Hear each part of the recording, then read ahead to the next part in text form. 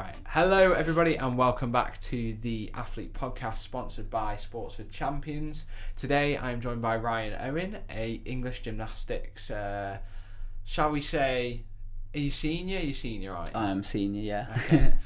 We're going to start by talking a little bit about how you got into gymnastics. We're going to move on a little, talk about day in the life of a gymnast, nutrition, activity, recovery, all of that. And you've also brought a little selection of medals here. Yeah. We're going to get into a few of them because I'll say it now, I really like the British gymnastics ones. I always have. Yeah. They've got nice ribbons on them. The design of the medal is... They're really, really nice medals. Like, they've got a lot of weight to them as well. They do look heavy though. Yeah. I was thinking that.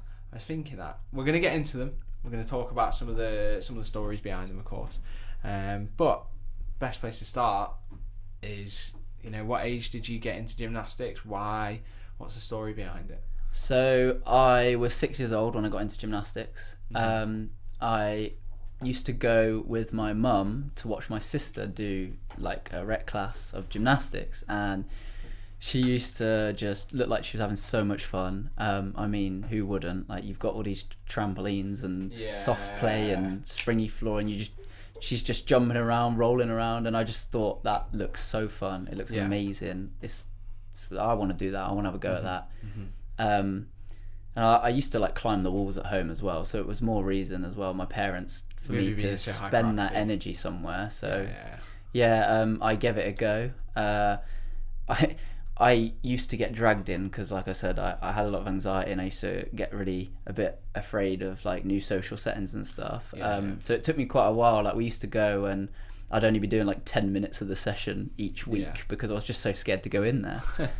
In the end, once they got me in, I loved it and just did rec gymnastics for a while, just really enjoyed it. And then one of the coaches came along and was like, said to my parents that he's pretty good, like, we want to test him for the development groups. So I went and did that, and they were like, yeah, we want him to train in our club at a development group, and the rest is history now. So rec gymnastics, that is almost like a stepping stone. Yeah. You do that at a club, you just go for fun, whatever. Yeah, it's like grassroots in football, like getting you involved in it, sort of exposing you to it. And then if someone sees that you might be developing very quickly, or you've got the sort of traits that they're looking for, then they'll recommend you to go and train properly or begin. They might see you and they might be like, oh, he's really flexible, or he's quite strong, or he's got like a good body shape for gymnastics. Let's see if they, if they're interested, or if they're good. Yeah. And they'll do like conditioning testing with you and stuff like that, flexibility testing, just get a rough idea of whether or not you can move up to that kind of level. But yeah. If you get like, how would I say it? If you get denied the fit, like, if you're part of rec gymnastics, someone says, yeah, we want to invite you to do all this stuff, what if you fail the test? Is there like later on you can go back and I'm not really too sure. I mean, if you come and do it and it's just that the coaches are a bit like, oh no, we don't really want to, they probably wouldn't invite you if they really didn't see that potential in you, if that makes sense. So you probably wouldn't really get that opportunity if you weren't, say, good enough to do it. It is a bit of a cutthroat sport. Like, you're either good and you've got the ability and you're talented at it, or you're not. Like, I guess it's with a lot of sports is like that. And it's difficult with gymnastics as well, because it's one of those sports that very much prefers like a smaller build, doesn't it? I'm really not the typical size of a gymnast, but I was very small until I got to about year 10, and then I just shot up and grew.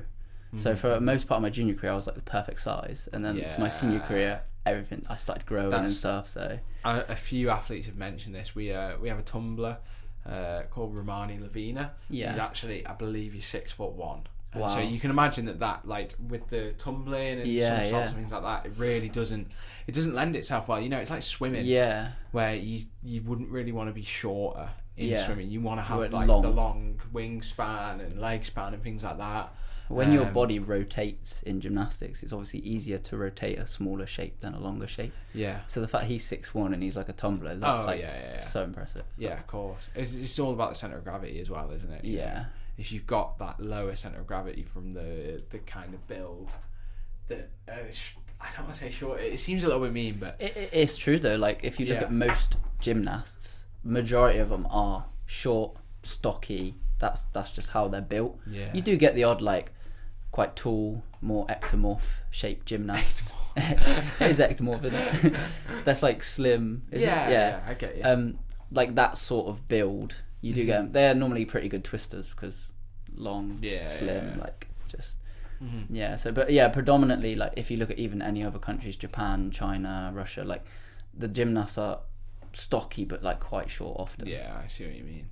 So tell me about the early stage of your career. You know, you competing, still in school, things like that. So I obviously moved up from rugby to Devon, found Falcon Gymnastics Academy, joined, met my coach Mike, absolutely loved it, loved that environment. I mean, he had to drag me in, crying and stuff. He's like, he makes jokes. He dragged me in when I was little, but he can't get rid of me now. So, so I joined Falcons. I think I was like year 4 age, kind of. Went to a really nice school, Orchardvale, and they were really accommodating with the gymnastics. Like, we used to be training Monday, Tuesday. We'd have like Wednesday off, Thursday, Friday, Saturday. So it was pretty full on when you're like a kid, where most of your mates are out going down the skate park or whatever. You're in the gym training, or like at the weekends you're traveling up to competition and stuff. So to do that and then obviously like keep up with your schoolwork, I found it difficult because I found school hard, but the school I was in was a great school for me. Like they were so accommodating. But yeah, that's how my days looked like. They were really great. They used to let me have like Friday afternoons off as long as I caught up with all my schoolwork. I'd be able to do extra training because that was when PE was anyway. So they just said like if you're doing PE anyway, you might as well do your gymnastics. Sport, that's what you want to pursue. So yeah, it was really good. I mean, it definitely does help a lot, especially, I mean, with gymnastics training. I know that it's very full on. A lot of the gymnastics that come through here, at least, they say they're doing like 6 days of training per week, and it's extremely full on. I wouldn't be able to. You probably wouldn't really find many high level gymnasts that aren't doing 5 to 6 days training a week. So that's almost too much to me, at least. I don't know how many hours you're doing each day, but it's a lot. Especially, you know, you just know that 6 out of 7 days and every single week you're in the gym. You're either conditioning, you're strengthening routines. Like we used to go like we'd go school till about 3:30 on like a typical Monday, and then 3:30 we'd go to the gym, eat some stuff, go to the gym, start training 4 till 8. And that'd be our afternoon, evening. Go home, eat, go to bed, repeat the process the next day. At least there's no early wake ups. No, like the swimmers. I don't know why we did, but like we actually used to do a morning session on a Tuesday, but still train in the afternoon. And then my coach used to take me to school, so like I'd turn up at the gym at like 6 or something. We'd do like an hour or two. It wasn't like a big session, it was just like an extra session, conditioning, body prep and stuff. And I remember it's a running joke in my family that the only day I was early to school was that day that my coach would take me. Because you got up 3 hours early for it. So what was it like then transitioning into like high school and things like that? You know, you've got like a larger workload in high school, probably more homework. I found it really scary, like going to secondary school. I don't know, a lot of kids do find it scary. It's daunting going to secondary school, a new environment, like older kids and stuff. A lot more people. I feel like as well when you go into secondary school, there's a lot more responsibility on yourself to like actually take your learning a bit more serious. Whereas primary school, it's kind of like you're pushed and guided. Whereas secondary school, it's like nobody's forcing you to turn up to those classes. Like it's on you to turn up. I mean, you have to obviously, but like it'd be easy enough to not. Like there was a lot of kids that didn't. Yeah, not to promote it or anything. Obviously. Make sure you turn up to your classes. But I get where you're going. Like I think that's what our education system does, doesn't it? It takes like if you have like maybe 4 leashes on you at the start through like reception, and then you go through primary school, then move on, and then another high school. I think that's like the independence comes like sixth form, college, more independence. University it's fully independent. You could not turn up to any of those. Like, they're not going to sit there and do a registration and be like, where's Ryan today? Like, do you know what I mean? And so, did you find it like easier to fit gymnastics around education, like the further you got, with more freedom that they give you, or? So even my secondary school were really great. They were really accommodating. They allowed me to train on Fridays the full day.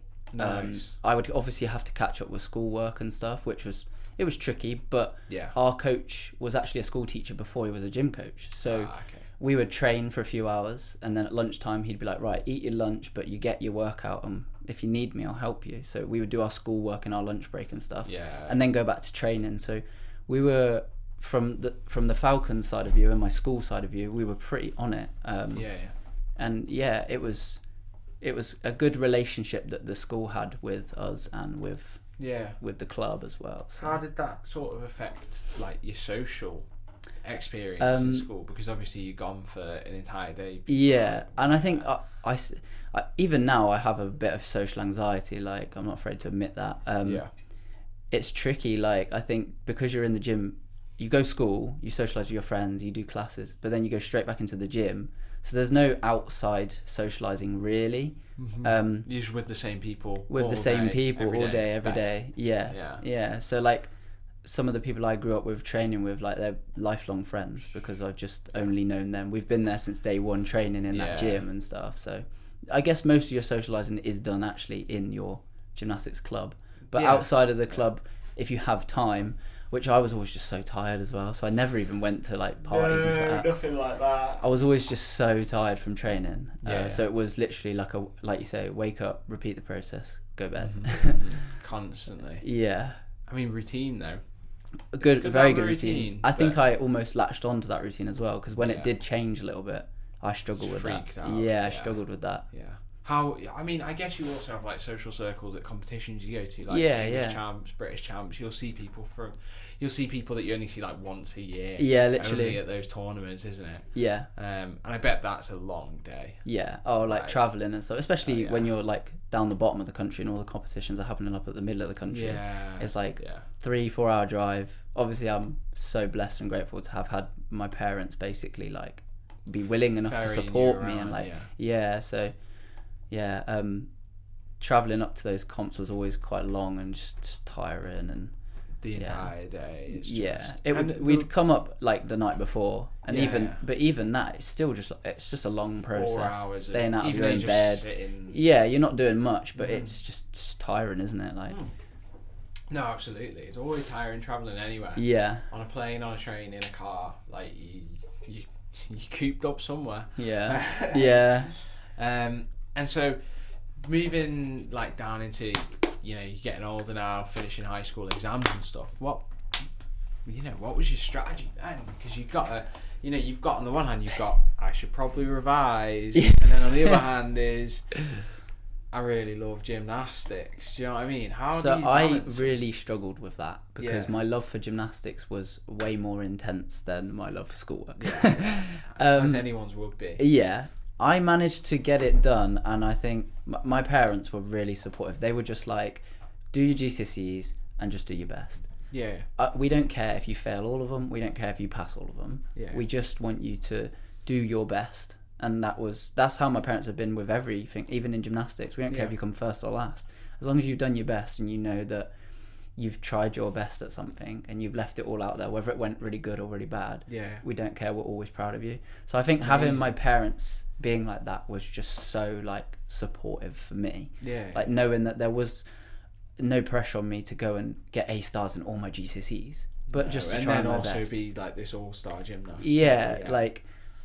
So I think that for me was like the thing that helped me. I mean, I like I said, I really struggled to do my schoolwork and my homework and stuff like that, but I did it. Like whether I did it the morning of that class, I did it. Like, do you know what I mean? In like, the 5 minutes where the teacher was just into the class, they weren't there. You just try and I think as well, some of the teachers understood. Like some of them were quite interested in my gymnastics. So some of them would sometimes offer me extensions. Oh, do you need a couple extra days to complete the homework?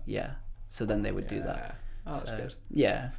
But overall, like revision and fitting everything in, it was difficult. It was difficult, and I wasn't perfect. Like I definitely didn't do the most revision in the world, but I tried to do what I could. As much as you could fit in. Yeah, like, I did what I could. You don't want to fry your brain, do you? No. And like I came away with 5 GCSEs, and that was all I needed to go to college. So brilliant. So, another question that I like to ask is during this period when you're at school and you're training, what are you having for dinner? What's the? Because I've had quite a few different like answers to this question. Yeah. Most of them just chicken and rice. Okay. Some of them have said, I just had school dinners, this and that from the canteen, whatever it might be. But what were you eating? Was it packed? Were you just eating from the school? So a bit of both. When I was in primary school, I didn't like getting school dinners. I don't know why. I just had a thing about no, I don't want school dinners. I had packed lunch. Yeah. And it would always be like jam sandwiches or something like that. Something really like silly like that. I never, and I think because my parents weren't like nutritionists or anything. They didn't really know. Yeah. Oh, we need to be fueling this or this. And I was a really fussy eater. So if they could get me to eat something, that was a bonus. Like, so I used to live off of like cereal, cornflakes, Weetabix. Like Jeez. I had not a very good junior diet. Like I just kind of ate what I wanted to. I was a kid. I was your classic kid that just wanted to eat sweets and stuff. Although, obviously, you don't want your teeth to fall out, so don't eat too many. No, not too many. And brush them. Yeah. But I was like, because I didn't really know, and I wasn't really, and my parents weren't really like that on it like that. We just ate whatever, really, like whatever they were cooking, whatever they were making. Yeah. Because most of the time, home cooked meals are not bad. Yeah, just like your chicken, rice, but also like just bangers and mash, and just like your classic British, just your roast dinners. It can't be a roast dinner. There's not. And you can't. I mean, it depends what your roast dinner has on it. It's got to be roast chicken. Yorkshire puddings are a must. Of course. What's the vegetables then? Because it varies. It's got to be broccoli, carrot. Yeah. I'm not a massive fan of pea, like peas. No, the peas can. Nah. There's better vegetables. My dad always used to go for the roast potatoes, but we'll also have mashed potato as well. So there was a lot of heavy carbs on my plate. But I think at that age, when you're so young as well, you can get away with that. Because you just need fuel, because you're constantly burning it off. Just flying, So as long as you're getting like your main intake of like healthy food, you can get away with eating more and like consuming more. Especially doing gymnastics, like you're working out every day pretty much. You're burning it off. Like your metabolism's running so quickly, so you can get away with it. Okay then. So I can't get this off my mind until I actually say it. Where are there parsnips on your plate or parsnips? Yeah, parsnips. There's got to be parsnips. It doesn't have to be parsnips. I just parsnips mention them. I'm sorry, I got forgot like a little the bit stressed out. For me, the main ingredient is Yorkshire pudding, though. Yeah. If that's not on your roast dinner, what are you doing? No. And if it's, the Yorkshire puddings, I think, are the ones that are most frequently forgotten in my house. Oh yeah, same. Just like tucked away in the oven or whatever. They get forgotten about, or they're in the freezer, but they forget to put Aunt Bessie's in. They get forgotten most of the time. It's a shame, but they're definitively the best part. Yeah. So in terms of nutrition and stuff, like nowadays, because do you cook for yourself, or are you still on like the home cooked meals? So obviously, I'm still living at home, so like I'll have cooked dinner with my family when they're eating. Of course. But recently, probably I'd say the last year or two, I've really wanted to learn how to cook proper. So I got a cookbook for like Christmas, like high protein cookbook, and I've just really been like learning properly how to cook stuff. My go-to and good thing at the moment is like Hunter's chicken or chicken sausage, garlic and herb pasta. Nice. And it's so good. And sometimes I'll swap out the garlic and herb, have like Cajun instead, so it's a bit spicy. Yeah. Maybe a bit of andouja or something like that. Even though those Spanish like sausages very fatty. Yeah. But like it's like milk. It's good fat. Yeah. It's not like a preserved, man-made fat. It's a little bit different. But all those pastas and things like that. Yeah, pasta really like you can't go wrong because it's high carbs. Yeah. And if we're doing long sessions, if you're training, pasta's really good, isn't it? Yeah. Have you got any like cheat meals that you make or anything like that? Cheat meals. What's your favourite cheat meal? My favourite cheat meal. You probably don't make your cheat meal. Let's be realistic. Yeah, you probably go to McDonald's. Of course. I don't know really. I'm not gonna lie. I don't know if you have. Do you have Fire Away pizza here? Fire Away. Fire Away. Have you ever heard of it? I don't know if it's a Southwest thing then, but it might be because you guys this don't have pizza Pound Bakery place down there, do you? No. Yeah. I want to try that. But yeah, Fire Away pizza. Yeah. Oof, so good. Okay. Proper freshly cooked pizza. I don't know, like I say Domino's is fresh, but like it's not. It's different to Domino's. Preserved. It's a proper like. I think it's like stone baked or whatever. Wood fire, something like that.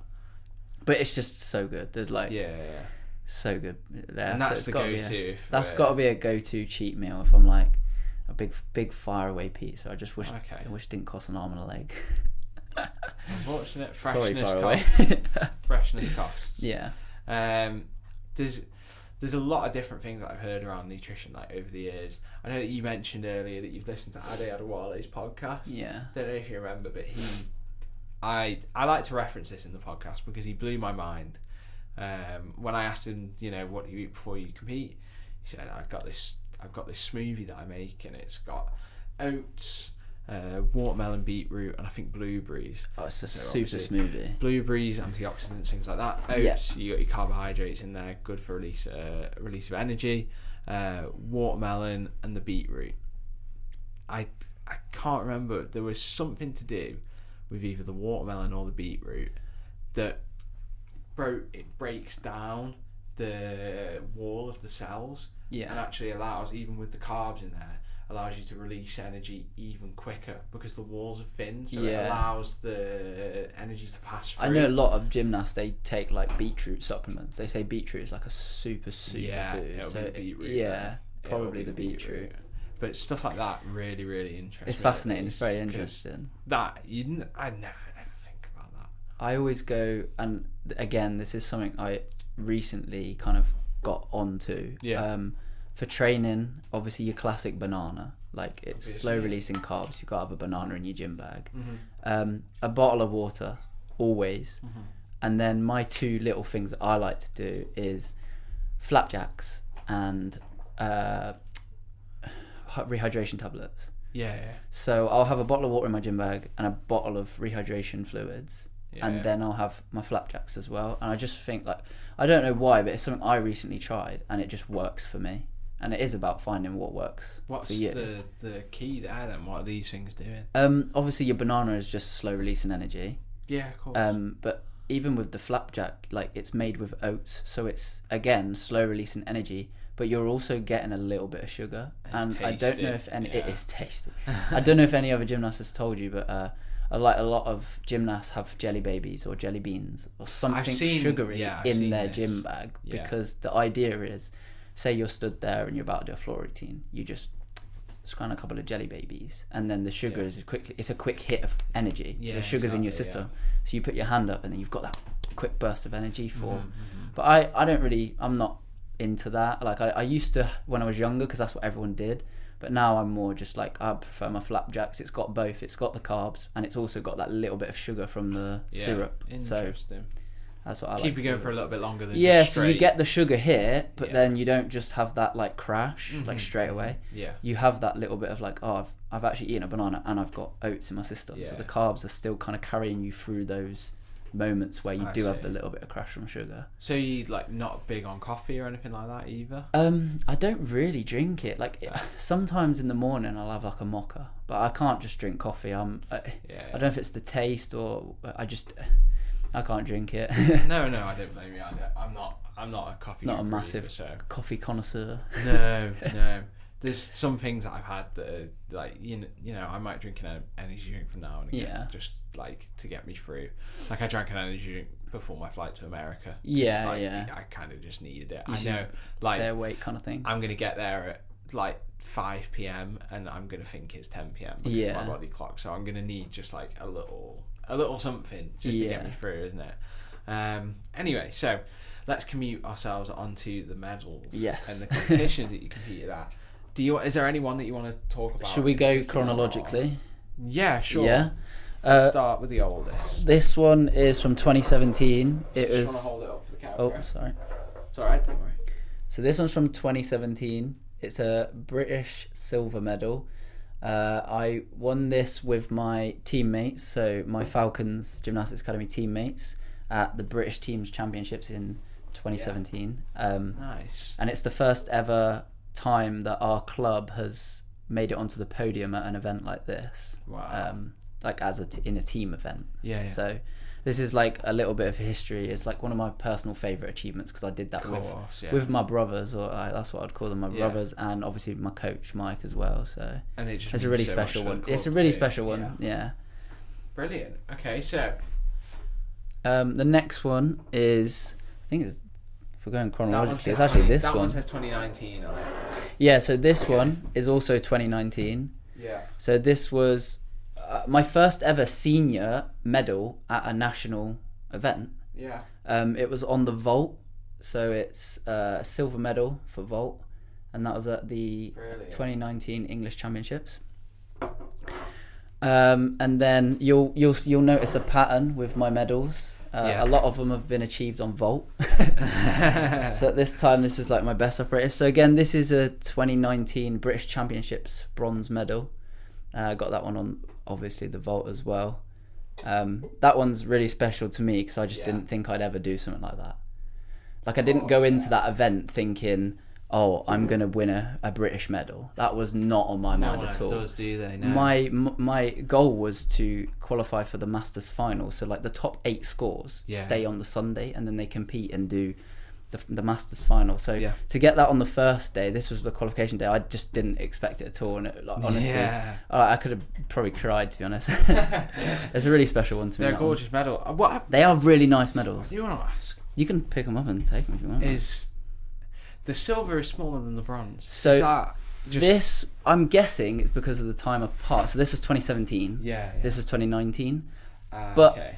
I don't know if this was just because this was a team event, so the medals were just smaller anyway. But this was obviously on a individual apparatus. So I know the individual apparatus and all around medals at the British Championships are like this. Yeah. And I don't know if the British teams ones are still this size or not. They might be this size now. I don't know. Maybe. I don't know. But I was just intrigued. The bigger the better. Yeah, cool. It's way cooler when they're like that. This one, again, English Championships, but 2024. Yeah. So this was after all the injuries. These ones were before the injuries. This was after the injuries. This is a bronze. It's just reflecting a lot of light. Closer or? Yeah, that's better. This one's a bronze medal for vault from the English Championships, 2024. I can't get it to focus. Again, another medal I wasn't really thinking I was going to get. Yeah. And it was actually funny because the night before the competition, my coach was like, oh, because you have to do 2 vaults. To be a vault medalist, you have to do 2 vaults. Yeah. You do 1 vault, which the score goes to your all-around score, and then 2 vaults get averaged, and then that's how that's worked out. Okay. And my coach was like, do you want to do it like second vault? I was like, oh, and ahhing on it, because I didn't really have a high level second vault, and I just decided to do a basic one. Yeah. But I did the basic one and stuck it, and then came away with that. Brilliant. So yeah. And then this one, the final one, which is like my biggest achievement. This medal is a silver medal for floor, and I won this at the Northern European Championships in Dublin last year in September. Nice. Again, very nice. It's another medal I didn't really expect to get, and the fact that I did it whilst I was representing England just makes it that even more special. Like to me, like that for me was like the highest moment of my career. So it's a very nice medal. It is a lovely medal, to be fair. Absolutely lovely medal. And I do quite like the ribbon on that one. It's nice. It's a good ribbon. So, in terms of, you've got a lot of experience competing, junior, senior, throughout, spanning probably like the majority of a career now, isn't it? Yeah. So obviously you've got, plenty of medals, plenty of experience as a senior contestant. What would be the one bit of advice that you give to anybody, whether they haven't started any sort of gymnastic career, whether they're in the middle of one, junior, senior? What is probably the most important piece of advice from you, a senior contestant who's been there, done that, seen it all? So for me, it was a shift in mindset that I went from comparing myself to everybody to saying, no, it's just me versus me. So changing that mindset to like, I'm only competing against myself helped my gymnastics progress, like just my progress went up like that. Like one of my favorite sayings is comparison is the thief of joy. Yeah. And it's so true. Like I was sat there comparing myself to all these other gymnasts that are amazing, and it just every time just made me feel not great. Yeah. And then once I shifted into that, like, no, I'm just gonna try and do better than I did last time. And if you do that every day or every competition, you just try and do better than you did last time, you're just gonna go like that. Because you're only competing against yourself. There's no pressure. Once you let all of those, like, other people, they're just doing their own thing. You don't compare yourself. You just compete against yourself. You can't lose. If you do slightly worse, okay, well, it just gives you another goal to then beat yourself. Like, so yeah. Brilliant. And that can be applied to God knows how many. It can be applied to everything you do in life. Yeah. Wow. Thank you very much. You're welcome. Thank you very much. It's been honestly a brilliant podcast. Thank you. Thank you very much for joining us. Thank you. I've enjoyed it. And thank you for having me. Oh no, it's all right. It's all our pleasure, don't you? And thank you to everybody else that has tuned in to listen. And we hope to see you next time. Bye.